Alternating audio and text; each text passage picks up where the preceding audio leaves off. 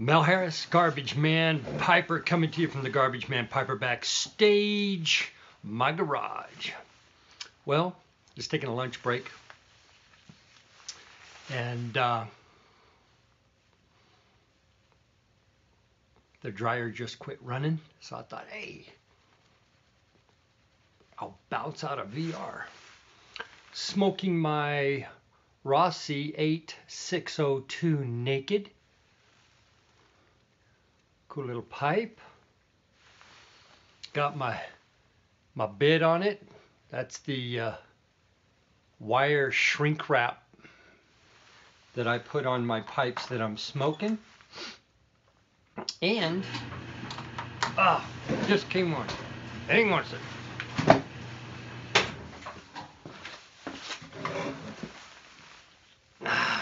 Thank you. The things we do for the love of pipe smoking.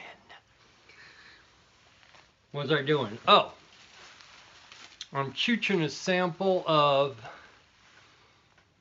Pembroke Esoterica from my bud, Oh Dirty Piper.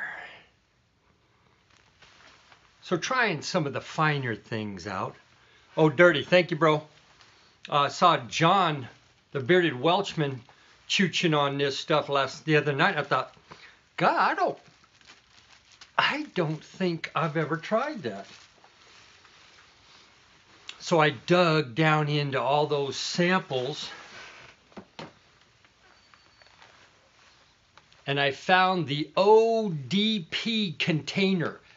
All but 2 samples are what he sent me in one flippin' backy bomb, and it's all Esoterica. So I'll be chooching those. If I don't like them, I'm chooching a bowl and sending them on. So I'm thinking there might be a little something to a sample etiquette. I've been watching a couple of VRs where people are getting backy bombed, and nothing thrills me more than to see somebody that I backy bombed sampling what they wanted out of the sample and then shooting it over and bombing somebody else.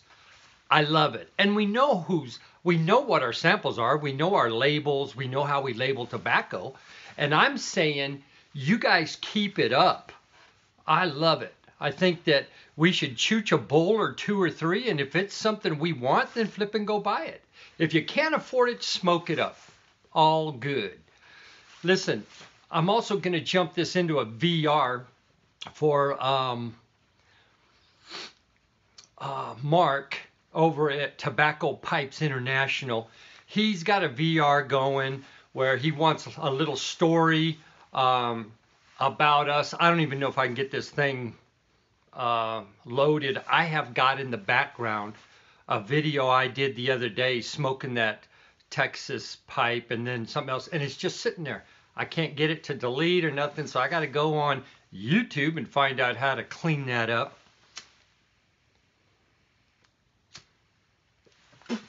But he just wants a story about anything. He just likes to hear people talk.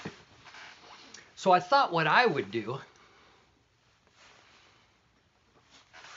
is tell a little story about a guy, middle-aged, middle to maybe sort of aged, 57, and talk about his short journey in pipe smoking. This is just how I see it, you know. We don't know who I'm talking about.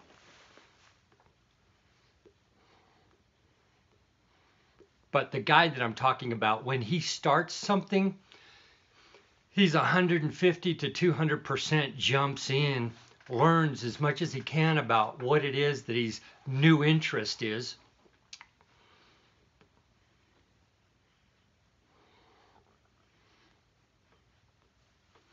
So we'll just call this guy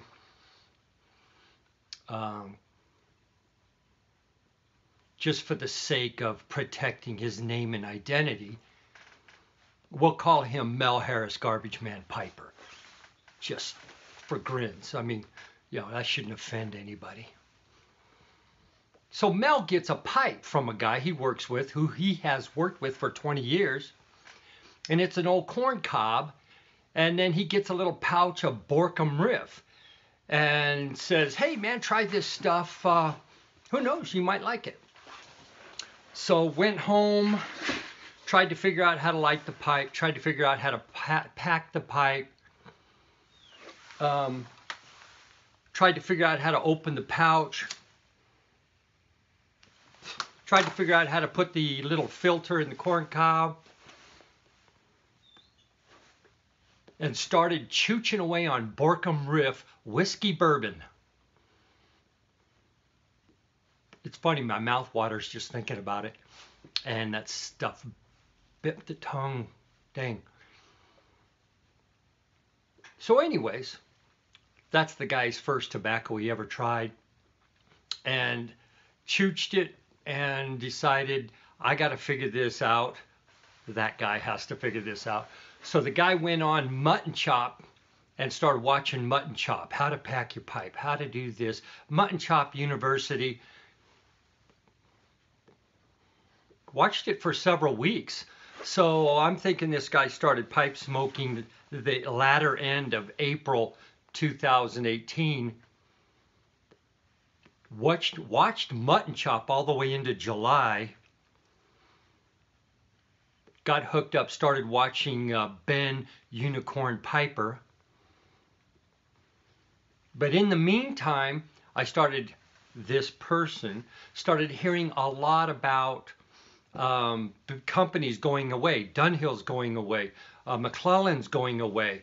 And because I'm 150, 200%er, a little bit of a A-type personality, the person I'm talking about,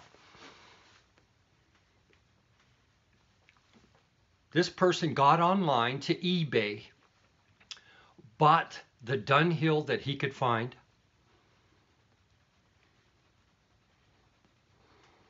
bought the McClellans that he could find, bought the Esoterica that he could find,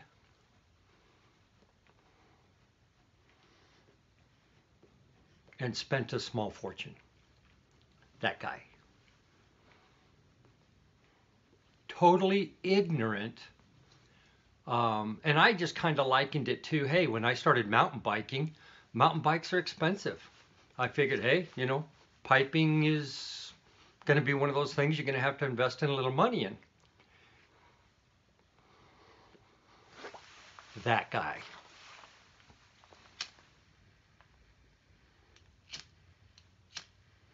My thought was, hey, that guy's thought was, hey, maybe he could use the tobacco to trade tobacco, to trade for pipes, therefore not have to spend any money ever again in the pipe smoking hobby, lifestyle. And for this guy, that just didn't pan out.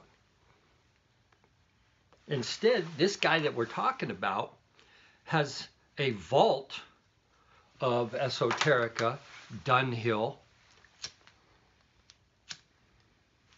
and McClellan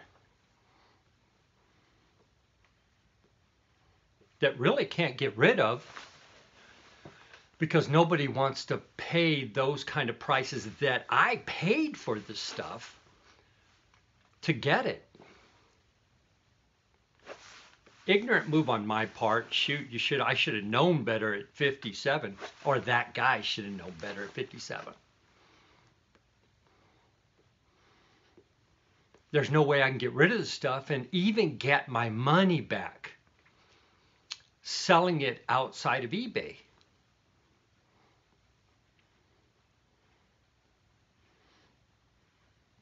I've hardly tried any of the Dunhill blends except maybe some of the flakes. That guy has hardly tried any of the McClellans. And for the most part, Esoterica. So this guy's in a quandary. Does he go on eBay and at least just try and get his money back and be called a dirtbag?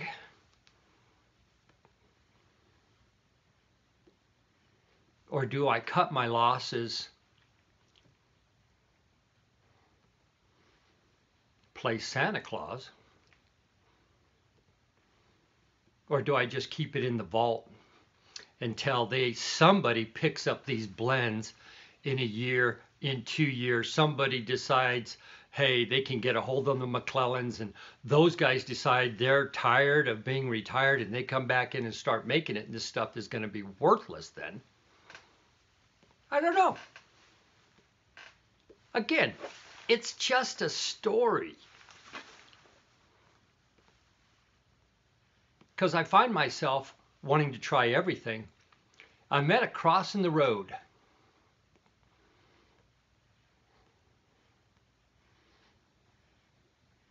I'm trying to clean out this cabinet because these are all open tins. And I basically have taken and replaced half the tins of stuff that this guy bought that he's been trying. I don't know. Not sure where this is going to go. I know I love that guy, loves giving stuff away. But it costs money to do that as well. It costs more to backy bomb somebody than it does to just keep it in your cabinet. But that's not me or that guy. The guy we're talking about, he gets more joy out of giving, even at a cost, than keeping. You've heard me say this before about this guy, that when I'm done with it, when I've tried it, I'm ready to move on. And this guy's the same way. I don't know, kind of rambling. It's kind of a chat. It'll give Mark something to listen to. This video's a little bit longer than what I normally make. And frankly, the Pembroke's not all that bad.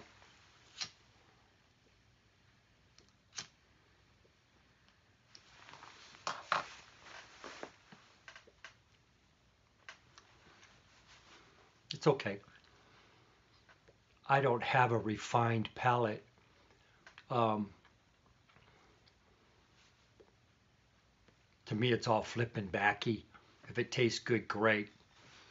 If it's crappy tobacco and it tastes good, better.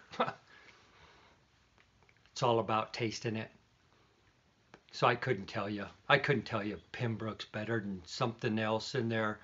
Dunhill 965 or...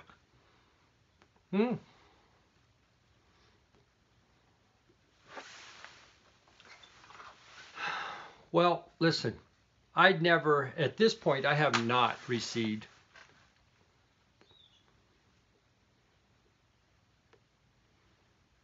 what I wanted to do my GAW.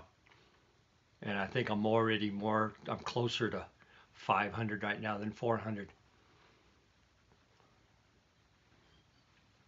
So we'll just see. Maybe we just wait till after the first of the year. I don't know.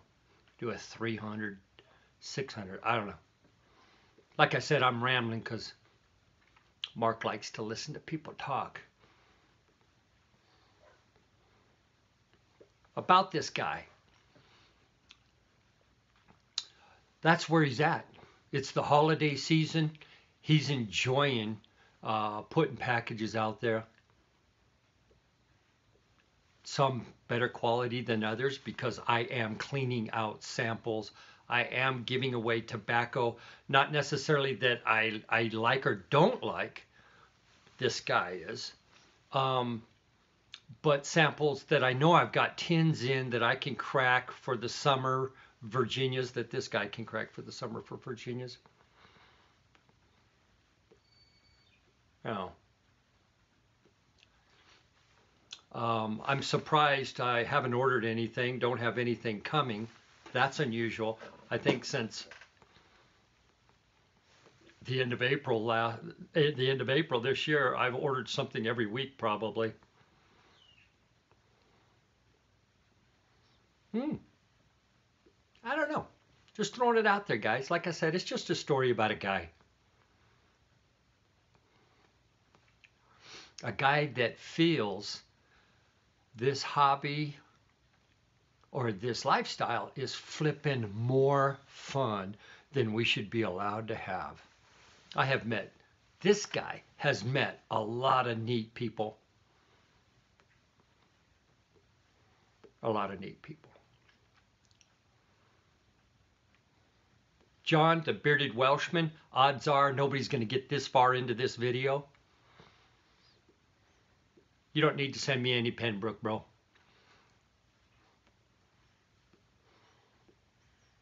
I don't think I'm willing to go spend the money on Pembroke. If I find it somewhere and it's there and I can grab it, maybe. I don't know. But I don't think I'll be spending any money on Pembroke. I've got Margate.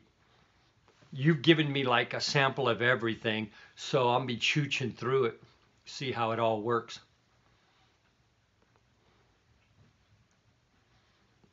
Anyways, little story, little chat, longer than I like. Odds are it won't be able to load it anyways.